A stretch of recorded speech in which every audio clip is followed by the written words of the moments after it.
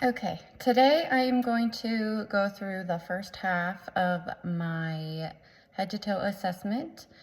I'm going to go through the head to about the abdomen today. I am not going to go through my cranial nerves. So some of the stuff that I would be doing with the cranial nerves, like the eye assessments, I'm not going to go through because I will do that with the cranial nerves in my final exam. Okay, so first off, when we begin our exam, I will assess the patient, making sure that he's alert, he's oriented, he is dressed appropriately, checking his height and his build, he has proper hygiene, and let's see, I think that's it for assessment when I walk in. For the exam, I will verbalize that I will be checking his skin through the exam for temperature, texture, hair distribution, color, vascularity, checking for any bruising, piercings, moles, tattoos, lesions, and if I note any moles or lesions, I will use the ABCDE method, which is asymmetry, border, color, diameter, and elevation. Again, through the exam, I will check the body for hair distribution, noting if there's any alopecia or any spots of abnormality. I'm going to go ahead and start with his head. So first we are inspecting the shape, making sure that his face is symmetrical from side to side. I don't see any abnormalities here. I'm going to go ahead and palpate.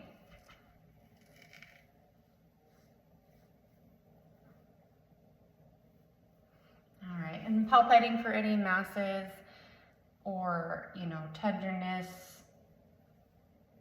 I don't feel anything. And when I'm up here, I'm just going to go ahead and palpate his temporal arteries, which I will do bilaterally, but for the video, I'm going to do one side. And while I'm up here on his head, I'm going to go ahead and do some of those lymph nodes so I don't forget. So I have his preauricular and his postauricular and his occipital lymph nodes, his submandibular, his submental,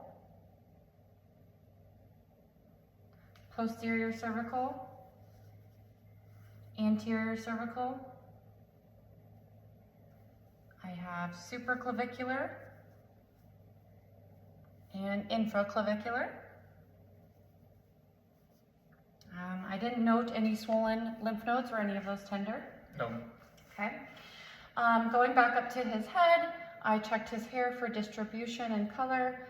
I don't note any balding, and I'm going to go ahead and look at his eyes. So I'm going to inspect his eyes, his eyebrows, making sure they're symmetrical on his face, noting his eyebrows, his eyelashes. I don't note any matting, any tearing.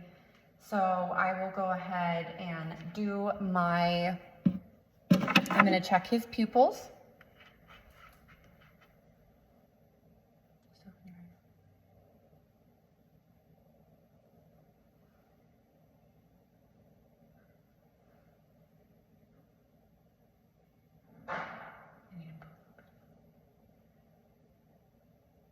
Okay, just making sure that those were equal, round, and reactive to light.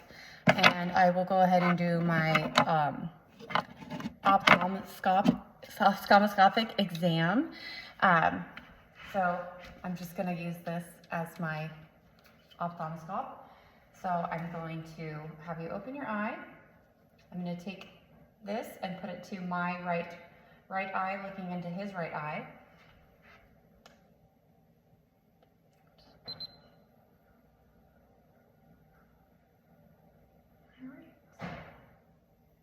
All right, checking the lens. I'll be noting the red reflex, checking the lens for clarity, color, checking for any lesions, nicking, papular edema, checking the blood vessels in there. Let's see. Like I said, I noted the red reflex, the macula. When I'm in the eyes, I'm going to go ahead and lift them up here, checking the upper eyelids and the lower eyelids, checking the conjunctiva, making sure that it's pink and moist and the sclera is white. So I will go ahead and I would do that bilaterally. I'm going to go ahead and do his ear exam with my otoscope. I'm going to do that on one side. Again, I would do that bilaterally. All right, so to begin with, we are inspecting the outside, checking for any lesions, discharge, swelling, edema, redness. I don't note any abnormalities here. I'll palpate the lobe, the auricle, the helix, the tragus. Any pain there? No. Okay. So for adults, we go ahead and pull the pinna up and back. And for children, we pull it down and back. So taking my otoscope.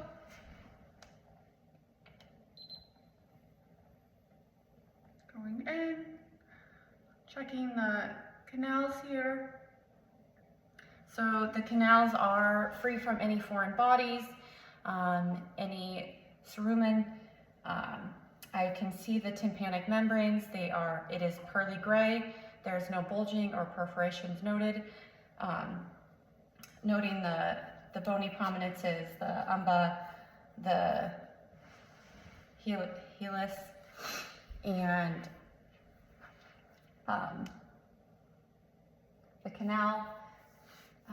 And again, I would make sure to do that bilaterally. While I have my otoscope out, I'm going to go ahead and do the nose. So again, assessing the outer nose here, checking for symmetry on side to side. And while I am palpating, I'm going to palpate for any pain, checking for his septum, making sure it's not deviated. And while I'm here, I'm going to go ahead and palpate his sinuses, which are his frontal and maxillary sinuses. Any pain or pressure with that? No.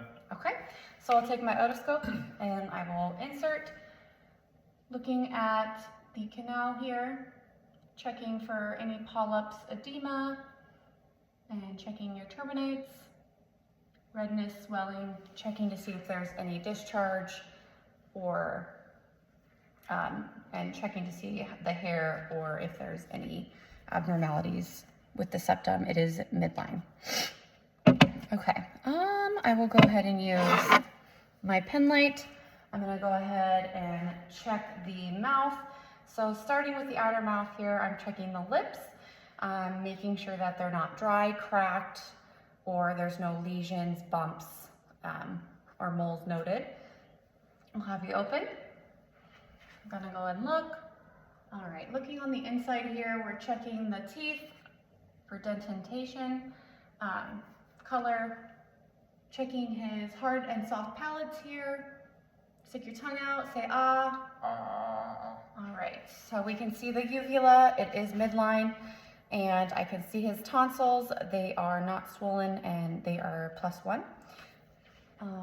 Let's see, with a gloved hand, I would go ahead and palpate those oral structures and make sure to move the tongue up and down and from side to side, checking underneath and above, getting some of those salivary glands and the ducts, checking those for any abnormalities as well.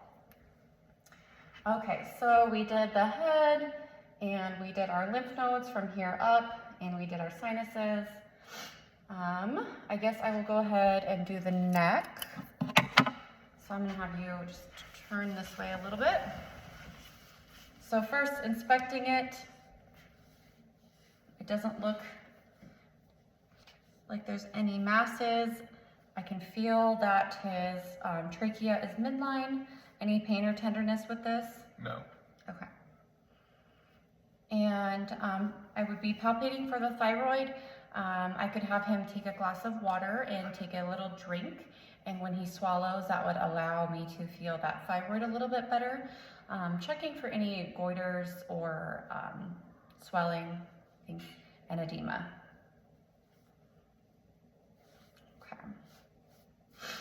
Okay, while I have you sitting, I am going to go ahead and do your heart.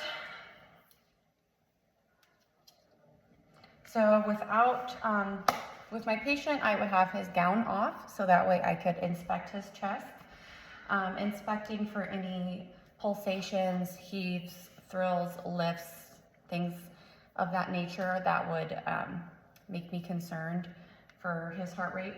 And then when I'm checking this, I would have him sit at a 45-degree angle, and I would note if there's any jugular vein distension, and I can check JVP.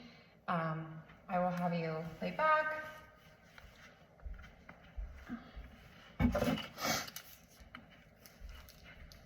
So I will note from the maximal impulse here, and I will have this out, and then I will measure from that point, and that would be the JVP, JVP, and we would want that under 3 centimeters.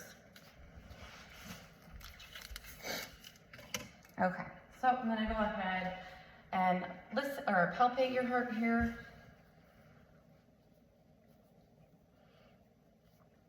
We have the aortic over in the right second intercostal space, pulmonic in the second intercostal left space, moving our way to 3, 4, 5, the tricuspid area, and then we have the mitral or the apex of the heart. Checking for the point of maximal impulse. And if you needed to, if you had a patient who was of heavier size, you could have them lean forward a little bit to kind of bring that heart, or you could have them lay on their left side, and that would also help bring the heart out a little bit so that you could palpate it better. So now that I've palpated it, I am going to go ahead and percuss here, the heart border.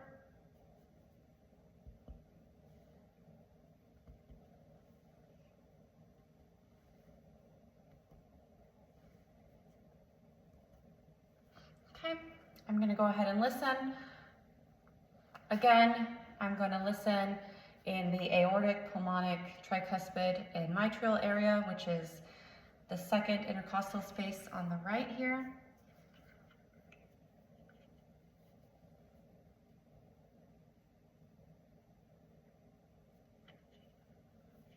And on the left.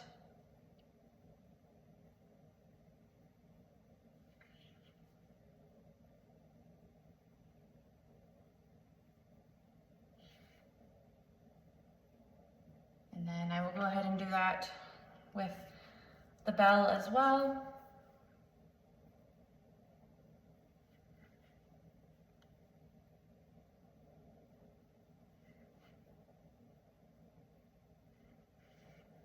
And down in that fifth intercostal space, mid-clavicular line.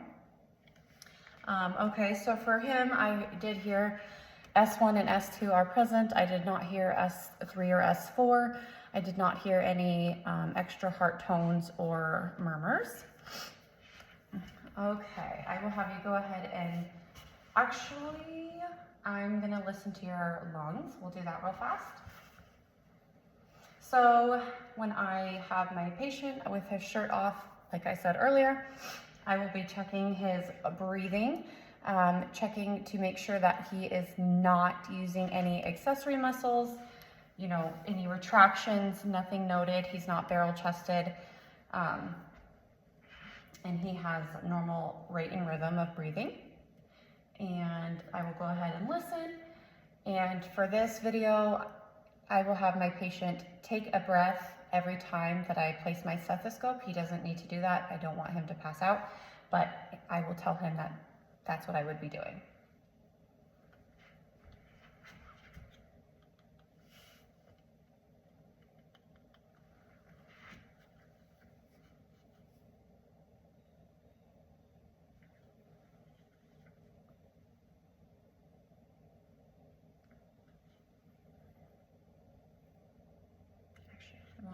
and then down, and then over, and then down.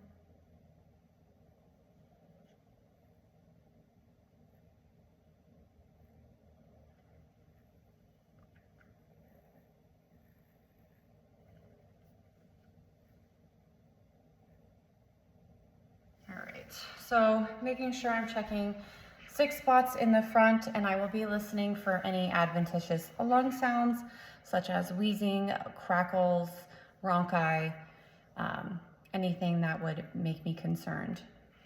And I will go ahead and do that on your backside, so I'll have you just kind of turn for me. Again, we will start with inspection, making sure that he's not using any accessory muscles here. I don't note any retractions or difficulty breathing. Actually, I'm gonna have you turn this way so that the camera can see your back. Thank you. So on the back here, I will go ahead and palpate for tactile fremitus. So I'm gonna have you say 99. 99, 99, 99, 99. Very good. And while I'm back here, I'm just gonna go ahead and check for CVA tenderness so I do not forget to do that. So tell me if there's any pain or tenderness. No. No. Okay. So again, after inspection, we are going to go ahead and percuss here.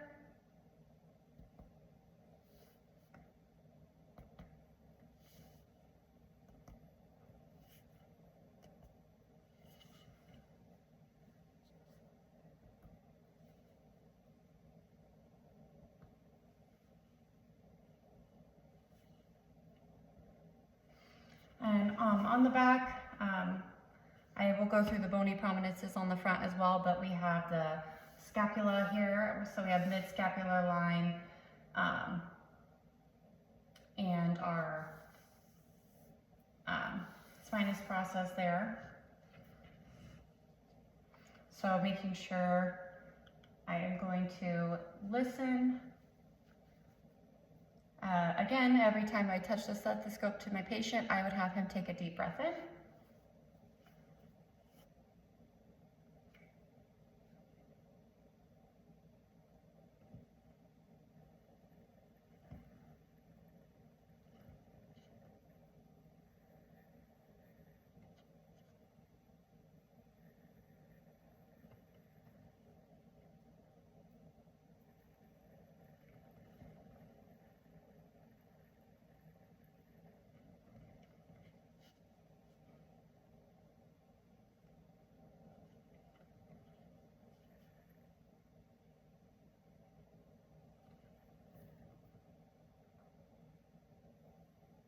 Okay.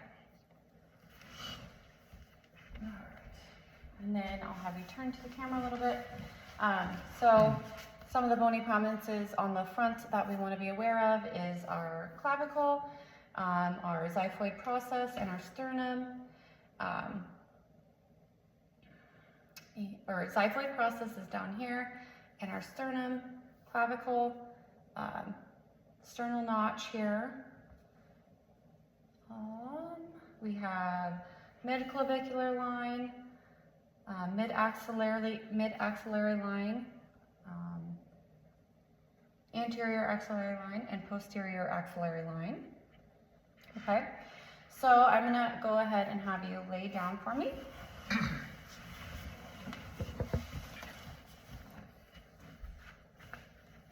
I'm gonna go ahead and percuss the front. Since I did not do that, percuss your lungs here.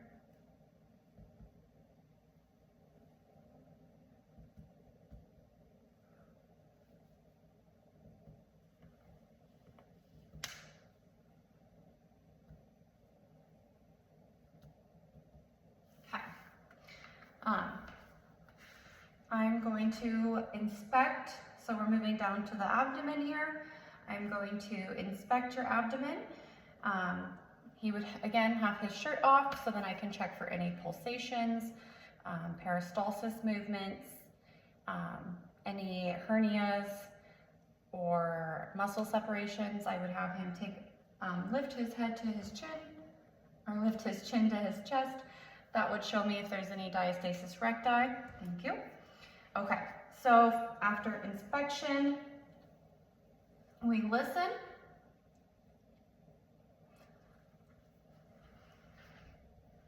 To all 4 quadrants here.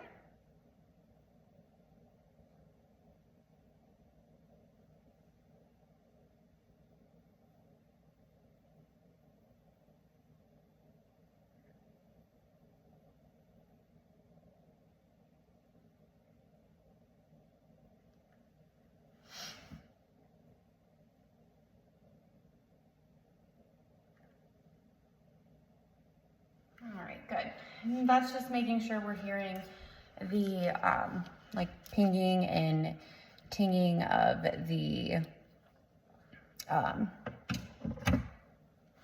movements, peristalsis movements. So after that, we would percuss each quadrant.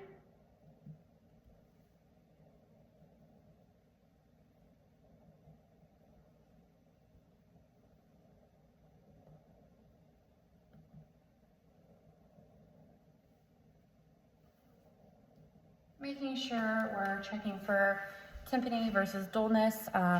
Dullness, we would hear dullness over like the organs or structures, and we would hear tympany over the air. So I heard his tympany. And then after percussion, I will go ahead and percuss his liver border. So I'm gonna go mid-clavicular line, right about the umbilicus here, and percuss upward until I hear dullness.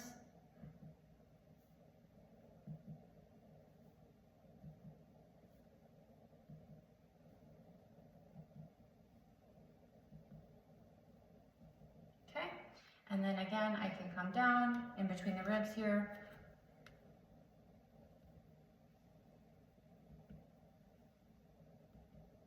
Okay, and then you can measure that, giving you your liver border. And on the left side, we can do the spleen. We'll have to do that in between the rib here, the rib.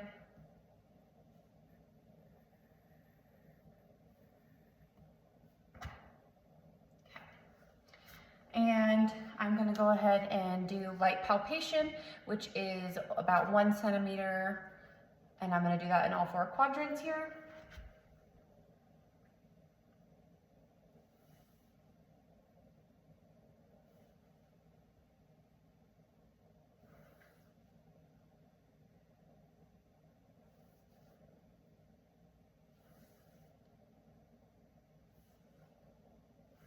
Okay, and then I will go ahead and do deep palpation.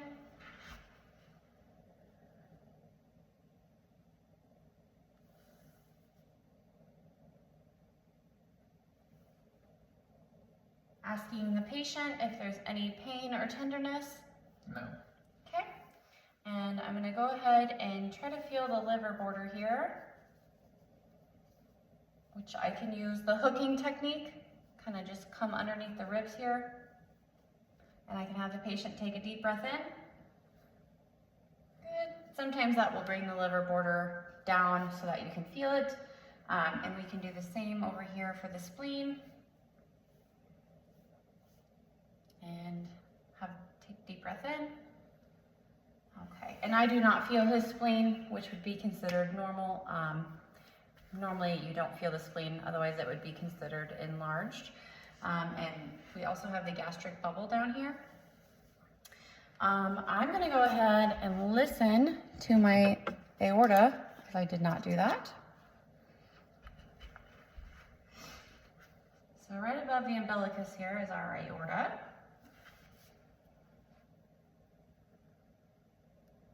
And that breaks off to the iliac.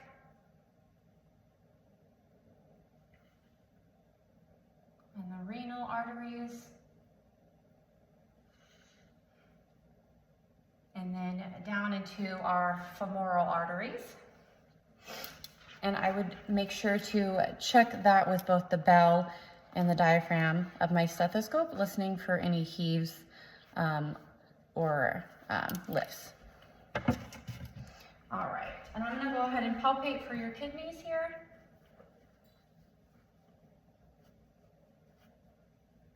Okay.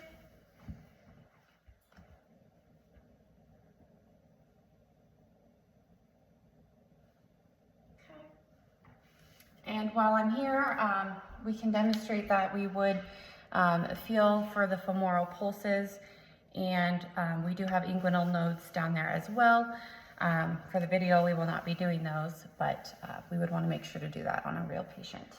Let's see, so for the abdomen, we have some specialized tests that we want to do, checking for like appendicitis, things of that nature. So I'm gonna do some deep palpation over in this right lower quadrant, asking the patient if that is painful or tender. No.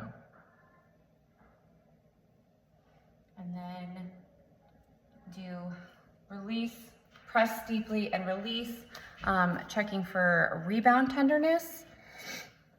Let's see. And then I have the iliopsoas, so I would have the patient press up, just raise your leg up straight, yep. All right, and did that cause you any pain in your abdomen?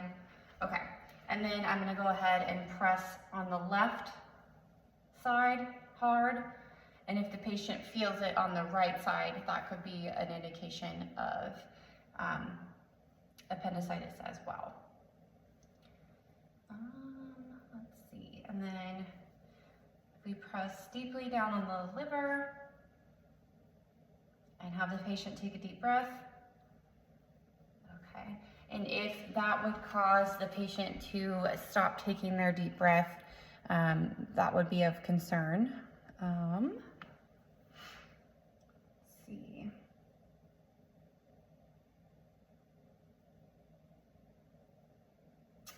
Listened.